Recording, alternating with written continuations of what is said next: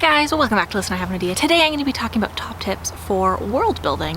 So I found this really awesome article online on Gizmodo. It's called The 7 Deadly Sins of World Building, and most of my tips are based off of that article. So check it out, it's in the helpful links down below.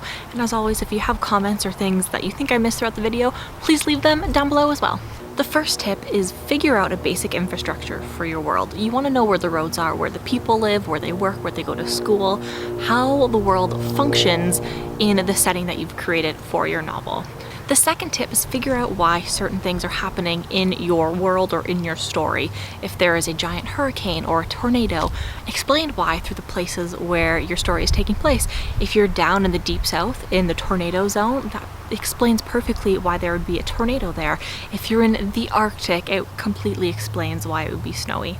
The third thing to consider when you are world building is to avoid stereotypical one-dimensional ethnic groups. The article explains this better as if you are going to have people from a certain area of the world, say British people, you want to make sure that you're representing them accurately. You want to make sure that you have all of the facts and everything kind of in order. That way they come across as actual real characters, real people, rather than just fake characters that you've made up. You want it to be based in fact. The fourth tip kind of goes along with the first one. It is make sure that you have a functioning landscape.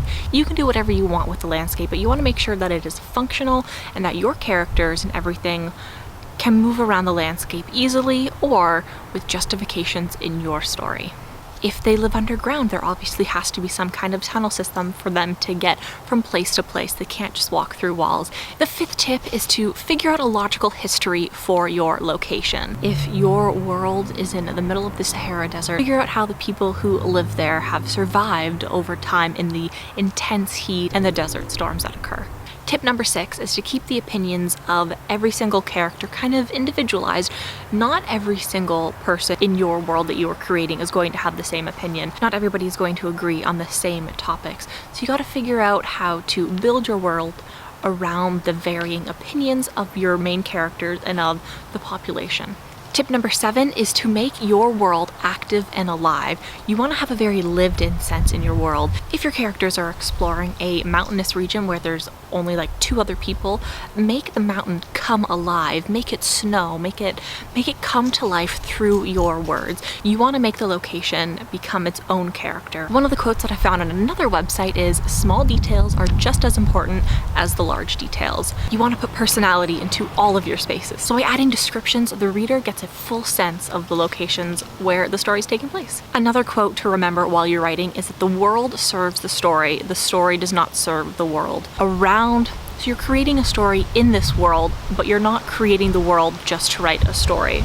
The last tip is to base your entire world in truth. It might take a lot of research to figure out the exact temperature of certain areas and to figure out the climate. By doing your research, you give the reader a more accurate representation of the location where they are. It becomes really believable and they believe it to be the truth. Those are my top 10 tips for world building. I hope you guys enjoyed, and I will see you later on today with another NaNoWriMo video. Happy writing. Bye.